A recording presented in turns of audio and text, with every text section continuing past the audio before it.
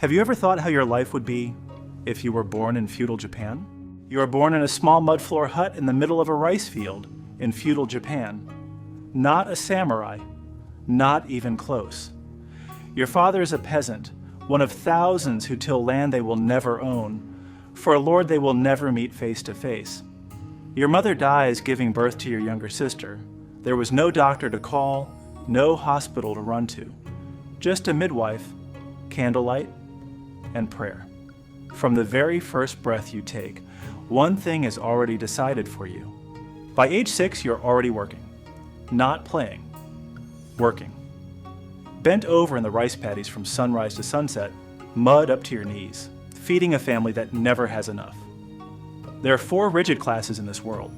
Samurai at the top, then farmers, then artisans, then merchants at the very bottom, even below you, despite their money. But knowing your class doesn't make it fair.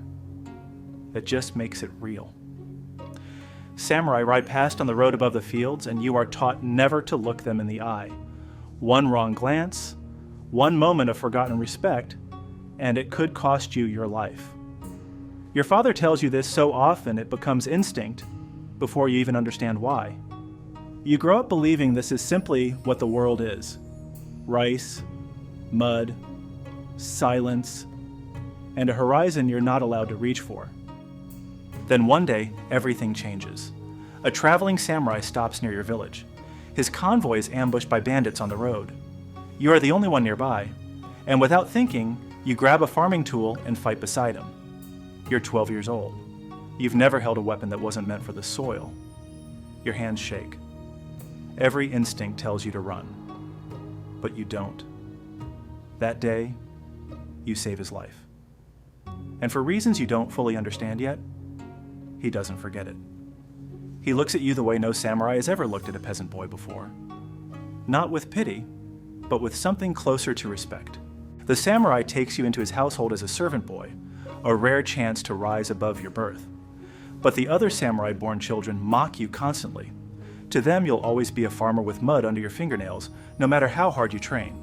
One boy in particular, the Lord's own nephew, makes it his personal mission to remind you every single day that you don't belong. You train anyway. Before dawn, after dusk, when no one is watching, and especially when they are.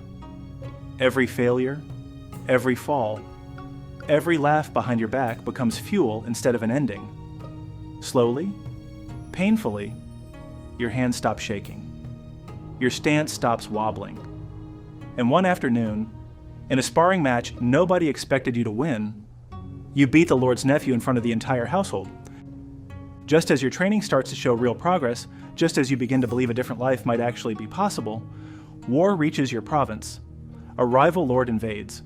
Your master, the man who gave you a chance nobody else would, is killed defending his land. You watch it happen. You are close enough to reach him, and not close enough to save him. And in feudal Japan, a samurai servant with no lord, no land, and no name becomes something with no place in the world at all. A ronin. A wandering nobody. Everything you built in 3 years is gone in a single afternoon. You wander for years. Some villages turn you away, afraid of a masterless samurai with nothing to lose. Some days you don't eat. There are nights you seriously consider giving it all up. Going back to the rice fields, back to the mud, back to a life where at least you knew what to expect. But you keep the one thing no one can take from you. The discipline your master taught you. You train every single morning, even when it feels pointless. You keep your word even when no one is there to see it. Slowly your name spreads, not as a farmer's son, not as a servant, but as a ronin, who never breaks his word, who helps villages that can't pay him, and who trains every single day, even with nothing to show for it. Eventually, a new lord hears of you, not because of your bloodline, because of your reputation. He offers you a place in his household, not as a servant this time, but as a retainer, a samurai in his own right. And here's the part people forget. It wasn't only hardship. There were quiet mornings drinking tea in a garden you built with your own hands. There were festivals, lantern light, and laughter with the few friends who never once cared where you came from. You even find something like love, a quiet, steady kind, with someone who knew exactly who you were before you had a name worth mentioning, and loved you anyway. There was the simple, deep satisfaction of a life built entirely on your own discipline. Not luck, not birth, not privilege. By the time you're an old man, you're no longer the peasant boy. You're a name villages tell their children about. You didn't choose where you were born. Nobody does. You didn't choose the mud, the class you were born into, or the tragedy that took the first person who ever believed in you. But you chose what you did with every single day after that. That's the part of this story that isn't about feudal Japan at all. It's about you, right now.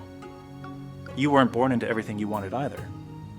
But like that peasant boy with a farming tool, the only thing that ever actually mattered was what you decided to do next. No shortcuts, no noise, just discipline. If this story moved you even a little, subscribe, because next time we go back further to ancient Sparta.